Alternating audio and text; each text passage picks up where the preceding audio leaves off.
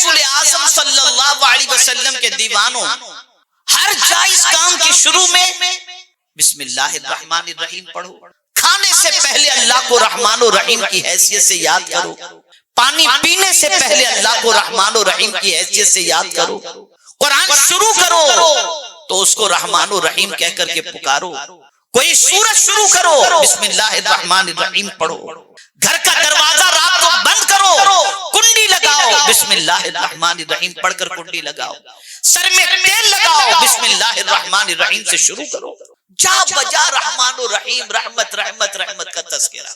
لیکن آج مجھے یہ بتانا ہے کہ ایک ہوتا ہے اللہ سے رحمت کا مطالبہ کرنا اور ایک ہوتا ہے کچھ کام ایسا کر گزرو کہ خود مولا تم پر رحمت نچھاور فرما دے۔ اسے سمجھنا ہے، ایک تو آپ کا اللہ کی بارگاہ میں رحم و کرم کی بھیک مانگنا، اور ایک ہے کچھ کام ایسا کر گزرو کہ رحم و کرم کی بھیک مانگنے کی بجائے مولا خود ہی رحم و کرم فرما دے۔ میں اس سلسلے میں آپ کے سامنے ایک آیت کی تلاوت کا شرف حاصل، وہ کون سی ہے آیت؟ کہ بچوں نے جو قرآن حفظ کیا اسی قرآن سے متعلق اللہ ارشاد فرماتا ہے وَهَذَا كِتَابٌ أَنزَلْنَاهُ، یہ کتاب یعنی قرآن مقدس، انزلناہ اس کو ہم نے نازل کیا۔ پتا چلا یہ کتاب من گھڑت نہیں ہے، یہ کتاب چند لوگوں نے مل کر تیار نہیں کی، بلکہ یہ اللہ کی کتاب ہے، اللہ نے اس کتاب کو نازل فرمایا ہے۔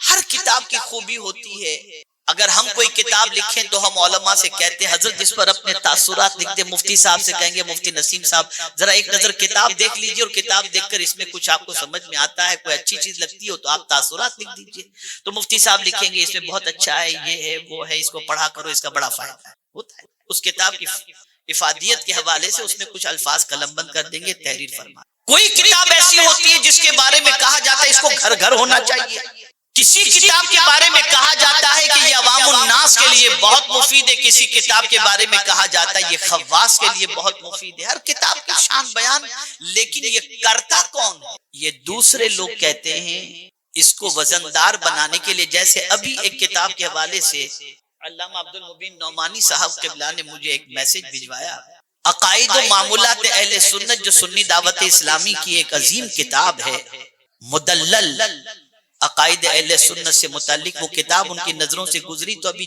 4-5 روز پہلے انہوں نے مجھے میسج بھیجا کہ اتنی اچھی کتاب اور گوشے گمنامی میں کیوں ہے؟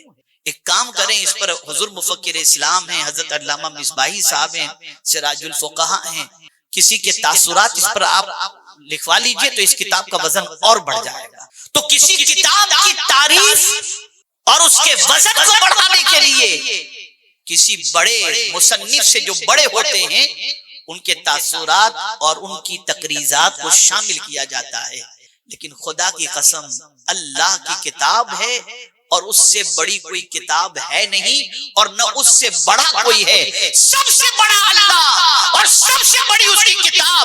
تو اب یہ کتاب ہے کیسی؟ اس کا تعارف میرا مولا خود فرماتا ہے وَهَذَا كِتَابٌ أَنزَلْنَاهُ، یہ کتاب ہم نے نازل کی ہے۔ اب اس کے کتاب کی عظمت میرا مولا بیان فرماتا ہے وَهَذَا كِتَابٌ أَنزَلْنَاهُ مُبَارَكٌ، یہ برکت والی کتاب ہے۔ اس کتاب کی شان کو مولا نے اجاگر فرمایا کہ یہ برکت والی کتاب ہے۔ یہ نہیں فرمایا کہ گھر میں رکھو گے تو برکت ہوگی، نہیں، مطلق برکت فرما دیا۔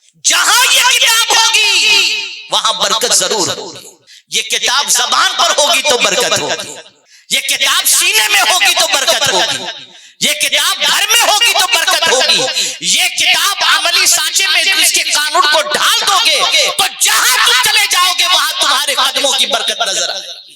یہی وجہ تو ہے کہ عالم کے حوالے سے حدیث شریف میں فرمایا گیا کہ عالم اگر کسی قبرستان کے قریب سے گزر جائے تو 40 روز کے لیے قبرستان کے مردوں پر سے اللہ عذاب کو اٹھا لیتا ہے، اس لیے کہ عالم کے سینے میں اللہ کی کتاب ہوتی ہے۔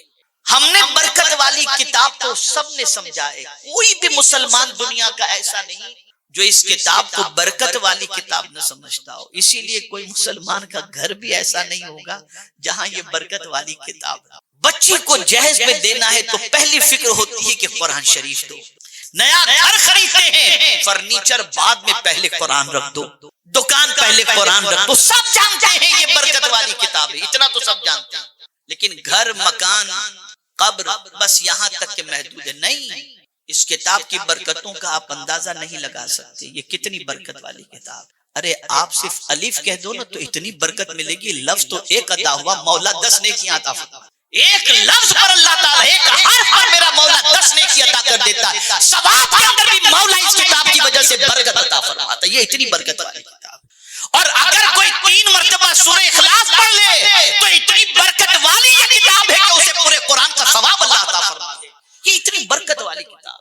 لیکن اس کتاب کے بارے میں اتنا ہی نہیں فرمایا گیا کہ وَهَذَا كِتَابٌ أَنزَلْنَاهُ مُبَارَكٌ. اب آگے اس کتاب کا مقصد بیان کیا جائے. تف ہے اس قوم پر کہ اس برکت والی کتاب سے فائدہ جیسا اٹھانا چاہیے اور مقصد جو اس کتاب کا پیش نظر ہونا چاہیے. دنیا میں 99.99% مسلمان اس کتاب سے فائدہ نہیں اٹھا رہے. اب قرآن نے اس کتاب کا مقصد بیان فرمایا کہ جو کتاب برکت والی ہے اس کو نازل اس لیے کیا گیا فَاتَّبِعُوهُ کہ تم اس کے پیچھے پیچھے چلو. یہ کتاب جہاں لے جائے وہاں جاؤ. اور اس کتاب کی شان یہ ہے کہ اس کے پیچھے پیچھے اگر تم چلو گے تو یہ کتاب تمہیں جنت تک لے جائے. یہ اس کتاب کی شان ہے.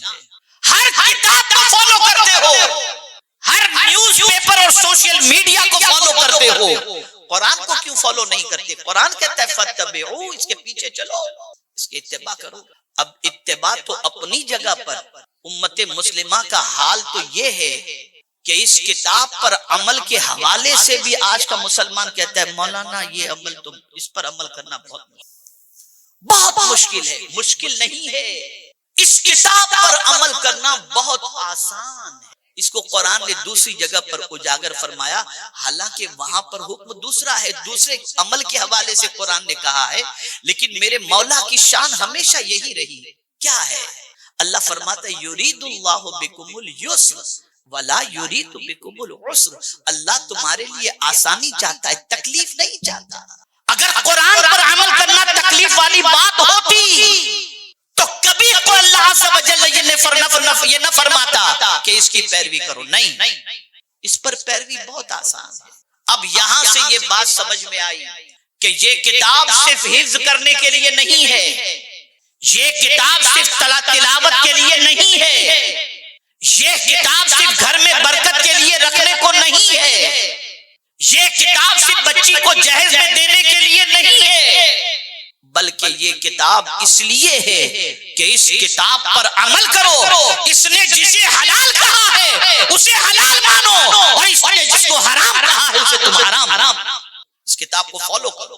اب تاریخ اٹھا کر کے دیکھو اس کتاب پر عمل کرنے والوں نے کیسے عمل کیا. حضرت امام علی مقام علی جدہ وعلیہ الصلوۃ والسلام سواری پر سوار ہو کر مدینے کی گلی سے گزر رہے تھے تو آپ دیکھتے ہوں گے کہ ہر جگہ پر فٹ پاتھ پر کچھ لوگ بیٹھے ہوتے ہیں، کہیں غریب بیٹھے ہوتے ہیں اور راستے میں بیٹھ کر کھا رہے ہوتے ہیں.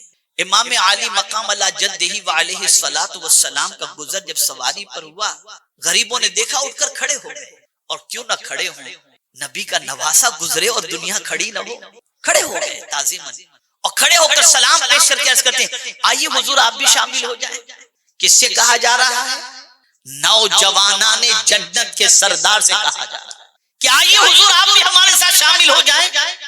امام حسین بغیر توقف کیے فوراً سواری سے نیچے اترے، ان لوگوں کے ساتھ بیٹھ گئے، تھوڑا سا ان کے ساتھ کھا لیا اور پھر ان سے اجازت مانگ کر کے سواری پر سوار یہ کہتے ہوئے کہ میں نے تمہاری دعوت قبول کر لی، اب تم میری دعوت قبول کرو، میرے گھر بھی کسی دن آ جاؤ تاکہ میں بھی تمہاری دعوت کروں. ہماری سوچ اتنی بودی ہو چکی ہے، دنیا دنیا دنیا دنیا، یہاں تک کہ نماز کی حالت میں بھی دنیا، قبرستان میں جانے کے بعد بھی دنیا، مدینے جانے کے بعد بھی دنیا، اور کعبہ شریف کے سامنے جانے کے بعد بھی دنیا دنیا دنیا. اس کے علاوہ کچھ نظر نہیں آتا. کیا 6 فروری کو ہم نے نہیں دیکھا کہ دنیا کا انجام کیا ہے؟ ترکیہ کے زلزلے نے اور سیریا کے زلزلے نے ہماری آنکھیں کھول دی. بناؤ تم کو جتنے منصوبے بنانے ہیں، لیکن ہوگا وہی جو میں چاہوں گا. کیا کسی کو خبر تھی کہ رات سونے والے زندگی بھر کے لیے سو جائیں گے؟ کیا کسی کو خبر تھی کہ جن بنگلوں کو تعمیر کیا گیا ہے اس کے اندر رہنے کا موقع بھی نہیں ملے گا؟ نہیں، کسی کو خبر نہیں تھی۔ جس طرح سے آج ترکیہ کا ایک علاقہ زلزلے سے متاثر ہوا، سیریا کا علاقہ زلزلے سے متاثر ہوا، ایک دن پوری دنیا کا حال یہی ہوگا۔ اذا زلزلت الارض زلزالها، ساری زمینیں ہلا دی جائیں گی اور ساری دنیا ویران ہو جائے گی۔ ایک مکان تو کیا، ایک درخت بھی زمین پر نہیں ہوگا، سناٹا، سب فنش۔ ہم نے کبھی سوچا اس کے بارے میں؟ مجھ سے بلکہ میرے پاس کچھ لوگوں نے واٹس ایپ بھیجا کہ پیشن گوئی ہے کہ 48 سے 72 گھنٹے میں ہندوستان، پاکستان، افغانستان اور 9 دوسرے ملکوں میں اسی طریقے کا زلزلہ آئے گا، حضرت اس کے بارے میں دعا کیجیے۔ پریشان ہیں لوگ، تصور سے پریشان ہیں، کچھ تو پڑھ کر پریشان ہیں، لیکن کچھ لوگ تو اتنے بے حس ہیں کہ ترکیہ کے زلزلے کے مناظر ٹی وی پر دیکھنے کے بعد بھی نہ پکچر چھٹ رہی ہے، نہ گانے چھٹ رہے ہیں، نہ توبہ استغفار کی طرف مائل ہو رہے ہیں، نہ اللہ کے خوف سے لرز رہے ہیں، کچھ بھی نہیں۔ وہی عیاشی، وہی برائیاں، وہی بد کرداریاں، وہی گناہوں کے دلدل میں ڈوب جانا۔ کتنوں نے توبہ کی، کتنوں نے اللہ کی طرف رجوع کیا، کتنے بار گاہ سمدیت میں جھکے۔ اگر آپ پوری دنیا کا پرسنٹیج نکالیں گے تو الا ماشاء اللہ شاید ہی کسی کی طبیعت مائل ہوئی ہو۔ وجہ سب سے بڑی یہ ہے جس کا دل گناہوں کی وجہ سے سخت ہو جائے، اس کو پھر کوئی حادثات بھی اس پر اثر انداز نہیں ہوتے، اور نہ اللہ اور اس کے رسول کے کلام کا اثر اس کے دل پر ہوتا ہے۔ میں آج سلطان الہند غریب نواز رحمت اللہ تعالی علیہ کی ایک ہی بات عرض کروں گا، لیکن اس بات کو عرض کرنے سے پہلے قرآن کی روشنی میں سمجھانا چاہوں گا کہ اس ایک بات پر خواجہ کا جو عمل تھا وہ قرآن کی روشنی میں کتنا اسٹرانگ تھا۔ سورہ توبہ کی میں نے ایک آیت تلاوت کی جس میں رب قدیر اپنے محبوب صلی اللہ علیہ وسلم سے ارشاد فرماتا ہے، قل، تم کہہ دو۔ یہاں یہ بات ہمیشہ کے لیے ذہن میں رکھنا، جب قرآن مقدس میں قل کہا جائے تو اب یہ حضور ہی کہہ سکتے ہیں، کوئی دوسرا نہیں کہہ سکتا، اس لیے کہ یہ حکم حضور کو دیا جا رہا ہے، قل، تم کہو۔ اب ہر کوئی یہ بات نہیں کہے، اسی لیے جب قرآن نے کہا قل انما انا بشر مثلکم تو یہ حضور کہہ سکتے ہیں، آدمی نہیں کہہ سکتا۔ یہ کہنے کا حق حضور ہی کو ہے، اس لیے کہ رب نے حضور سے فرمایا قل۔ آپ نے کب سے کہنا شروع کر دیا کہ حضور ہماری طرح ہیں؟ تو رب نے فرمایا قل، تم کہہ دو، لن یصیبنا الا ما کتب اللہ لنا، ہم کو نہیں پہنچے گی کوئی مصیبت، یا ہم کو پہنچتی ہے وہی مصیبت جو اللہ نے لکھ دی ہے، وہی مصیبت ہم کو پہنچے گی جسے اللہ نے لکھ دی ہے۔ اگر اللہ نے مصیبت نہیں لکھی تو نہیں آئے گی، اور اللہ نے مصیبت لکھ دی ہے تو کوئی ٹال نہیں سکتا۔ یہ تقدیر کا سب سے بڑا مسئلہ ہے، اور اسے ہمیشہ کے لیے ذہن کے اندر محفوظ رکھنا چاہیے۔ یہاں سے یہ بات سمجھ میں آئی کہ مصیبتیں آنے سے پہلے لکھی جا چکی ہیں، اور جب لکھی جا چکی ہیں تو وہ آئیں گی، اور اگر نہیں لکھی تو کوئی مصیبت نہیں آئے گی۔ اب اس کو میں ترکیہ کے معاملات کو سامنے رکھ کر سمجھاؤں۔ یوٹیوب پر آپ نے مناظر دیکھے ہوں گے، ننھے ننھے بچے ملبے کے نیچے سے 3 دن کے بعد زندہ نکل رہے ہیں۔ پانی کے بغیر بچہ جی نہیں سکتا، کھانے کے بغیر بچہ جی نہیں سکتا، لیکن اللہ نے زندگی لکھی تھی تو کوئی مار نہ سکا، کوئی نہیں مار سکتا۔ قدرت نے اس کی زندگی لکھی تھی، وہ جیے گا، اور اگر وہ مارنا چاہے تو کوئی زلزلے کی ضرورت نہیں، ٹھوکر لگی اور آدمی گرا اور چلا گیا۔ یہاں سے یہ بات بھی ذہن کے اندر رکھیں۔ ایک اور عقیدہ تھوڑا سا پختہ کر لیں، جو لوگ ڈرگز کا کاروبار کرتے ہیں، جو لوگ شراب اور جوے کا کاروبار کرتے ہیں، جو لوگ سود کا کاروبار کرتے ہیں، جو لوگ طوائفوں کا کاروبار کرتے ہیں، جو لوگ آوارگی اور حرام کاروبار کرتے ہیں، اور وہ سمجھتے ہیں اسی میں ہماری روزی لکھی ہوئی ہے، تو میں ان کو سمجھا دوں کہ آپ اللہ سے حلال مانگو نا، حلال مانگو، اور یہ عقیدہ درست کر لو۔ جس طریقے سے ہر مذہب کا ماننے والا انسان یہ عقیدہ رکھتا ہے کہ موت سے کوئی بچ نہیں سکتا، آ کر کے رہے گی، کوئی موت سے بچ نہیں سکتا، اور موت کے حوالے سے قرآن نے کہہ دیا لِكُلِّ أُمَّةٍ أَجَلٌ إِذَا جَاءَ أَجَلُهُمْ لَا يَسْتَأْخِرُونَ سَاعَةً وَلَا يَسْتَقْدِمُونَ۔ اور پھر موت کی جگہ نہیں بتائی گئی، کہاں مرو گے کوئی نہیں جانتا۔ مَا تَدْرِي نَفْسٌ بِأَيِّ أَرْضٍ تَمُوتُ، کہ زمین پر تم مرو گے تمہیں نہیں معلوم۔ حضرت سلیمان علیہ الصلوۃ والتسلیم کے پاس ایک شخص موجود تھا، آپ بھی تشریف فرما تھے۔ حضرت اسرائیل علیہ السلام لباس بشری میں تشریف لائے، اس کو گھر رہے تھے۔ اس شخص نے حضرت سلیمان علیہ السلام سے عرض کیا کہ حضور یہ مجھے گھر رہا ہے، تو آپ نے فرمایا تم کیوں گھر رہے ہو؟ تو حضرت اسرائیل علیہ السلام عرض کرتے یا سلیمان علیہ السلام اس کی روح تو مجھے چین میں قبض کرنی تھی، یہ ابھی تک یہاں بیٹھا ہوا ہے۔ تو حضرت سلیمان علیہ السلام سے اس شخص نے معذرت چاہی، حضور یہ مجھے گھر رہا ہے، مجھے کہیں بھیج دو۔ ہوا میں اڑا کر چین بھیج دیا، وہاں اسرائیل علیہ السلام پہنچ کر روح قبض کر لی۔ موت ایسی سچائی ہے جس سے کوئی بچ نہیں سکتا، موت ایسی سچائی ہے کہ دنیا کا کوئی انسان اس سچائی سے انکار نہیں کر سکتا۔ آئیے میں تھوڑا سا سمجھاتا ہوا چلوں۔ میرے ایک دوست تھے، ان کے غیر مسلم پارٹنر تھے. اس دوست کی پوزیشن کینسر کی وجہ سے بڑی سخت تھی, جہاں بلغ تھے, جہاں کنی کا عالم تھا, اور وہ غیر مسلم کاروباری لوگ ان کو دیکھنے کے لیے گئے تھے. میں بھی پہنچا اور دیکھ کر کے جب میں لوٹا تو اس دوست کے بھائی نے مجھ سے کہا ڈاکٹر کہہ رہا ہے 5 لاکھ روپے کا ایک انجیکشن دو گے تو کچھ تھوڑی سی طبیعت اسٹیبل ہو سکتی ہے, حضرت آپ کو کیا لگتا ہے؟ میں نے کہا بھائی سکرات جیسی پوزیشن مجھے لگ رہی ہے, آگے آپ کی مرضی کی بات ہے. لیکن وہ غیر مسلم حضرات کھڑے تھے تو میں نے پھر سمجھانا شروع کیا موت کے بارے میں. غور سے سنیے گا. میں نے کہا اگر آپ یہ تصور کرتے ہو کہ اسے موت سے بچا لے جائیں گے, نہیں بچا سکتے. موت اس کے وقت پر آئے گی, اور یہی وہ وقت ہے جہاں طاقتور بھی خدا کے سامنے جھکنے کے لیے مجبور ہو جاتا ہے. کس طریقے سے؟ اس کو قرآن نے مینشن کیا, فلولا اذا بلغت الحلقوم وانتم حينئذ تنظرون ونحن اقرب الیہ منکم ولکن لا تبصرون فلولا ان کنتم غیر مدینین ترجعونها ان کنتم صادقین. قرآن کہہ رہا ہے جب روح حلق میں اٹکتی ہے تو تم قریب رہ کر اس بندے کو تک رہے ہوتے ہو. دیکھیے نا, کوئی ارب پتی ہے اور وہ ارب پتی اس کا بیٹا اگر بیمار ہے تو کہے گا میں ساری دولت خرچ کر کے میرے اپنے بچے کو زندہ دیکھنا چاہتا ہوں. ڈاکٹرز کو کھڑا کرے گا, ڈاکٹر صاحب آپ یہیں رہیں, جتنی فیس ہو آپ لے لیجئے گا, آپ جائیں تو کسی اور ڈاکٹر کو کھڑا رکھیں, لیکن میرا بیٹا مرنا نہیں چاہیے, آپ ٹریٹمنٹ برابر کریں. ڈاکٹر کھڑا ہے, باپ بھی کھڑا ہے, ماں بھی کھڑی ہے, مریض لیٹا ہوا ہے. سب کیوں کھڑے ہیں؟ روح نہ نکلے.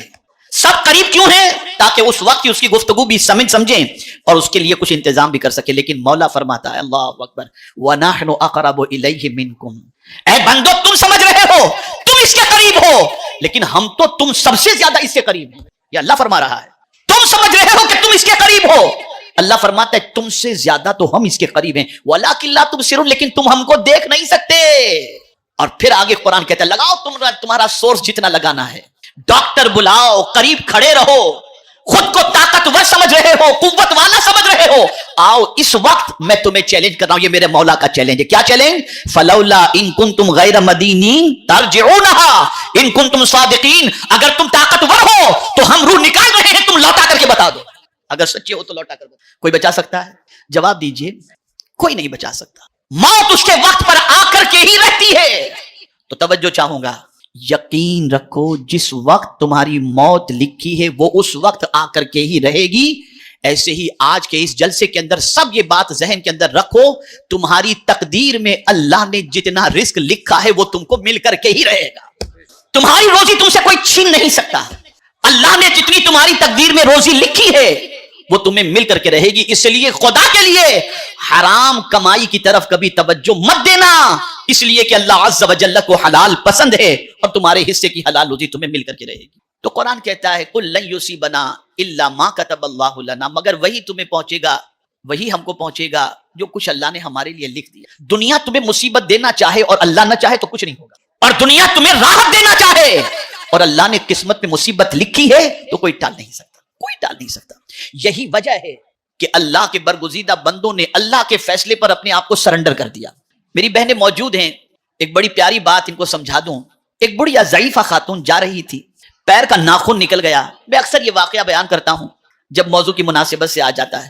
پیر کا ناخن نکل گیا, وہ مسکرا رہی ہے. ناخن کے نکلنے پر درد ہوتا ہے, ناخن کے نکلنے پر تکلیف ہوتی ہے, لیکن وہ بڑھیا مسکرا رہی تھی. لوگوں نے کہا مائی تجھے درد نہیں ہوتا؟ تو جواب میں کہتی ہے نہیں مجھے کچھ بھی نہیں. کہا مائی مسکرا کیوں رہی ہو؟ تو اب اس کا جواب سنیے. وہ کہتی ہے اچھا یہ بتاؤ کیا میں چاہتی تھی میرا ناخن نکلے؟ لوگوں نے کہا نہیں. کہا پھر کس کے چاہے سے ناخن نکلا؟ کہا رب کے چاہے سے. تو بولے میں اس لیے مسکرا رہی ہوں کہ مولا تو جس میں راضی اس میں بھی راضی. اگر لکھی ہوئی مصیبت ہے کوئی ٹال نہیں سکتا. ترکیہ کی مصیبت لکھی تھی, سیریا کی مصیبت لکھی تھی, ان کی موت اس وقت کی لکھی ہوئی تھی, آ کر کے رہی, کوئی بچا نہیں سکا. اب جب مصیبت, پریشانیاں, تکالیف تقدیر میں لکھی ہوئی ہیں اور ہم تقدیر پڑھنے کی طاقت بھی نہیں رکھتے کہ کیا لکھا ہوا ہے کیا نہیں لکھا, کل مصیبت آئے گی کہ راحت ہمیں نہیں معلوم, تو ہمیں کیا کرنا چاہیے؟ تو ہمیں فرمایا گیا کہ اپنے رب سے اچھی امید رکھو, اور جیسی تم امید رکھو گے مولا اسی طرح سے تمہارے ساتھ پیش بھی آئے گا. اس لیے کہ جو تقدیر لکھنے والا ہے, قلم تو خشک ہو گیا لیکن سب کچھ اس کے دستے قدرت میں, اس سے کوئی پوچھنے کی طاقت اور ہمت نہیں رکھتا. وہ جو چاہے کرے, ان ربک فعال لما یرید, کوئی پوچھنے والا نہیں ہے, وہ خالق ہے, وہ مالک ہے, جو چاہے وہ سو کرے. اب جب یہاں تک بات سمجھ میں آ گئی کہ مصیبتیں وہی ہم کو پہنچیں گی جو اللہ نے ہمارے حصے میں لکھ دی ہیں, اور ہم نہیں جانتے کہ ہمارے حصے میں اللہ نے مصیبت لکھی ہے یا راحت لکھی ہے، تو اپنے رب سے اچھی امید رکھیں کہ مولا تو رحمان و رحیم ہے، ہمیں تجھ سے امید ہے کہ تو کرم کی نظر فرمائے گا۔ آگے فرمایا ہوا مولانا، اب دیکھیے نا قرآن کا اسلوب دیکھیے، الا ما کتب اللہ فرمایا، اور فرمایا ہوا مولانا، جس نے ہماری تقدیر لکھی ہے وہی تو ہمارا مولا ہے۔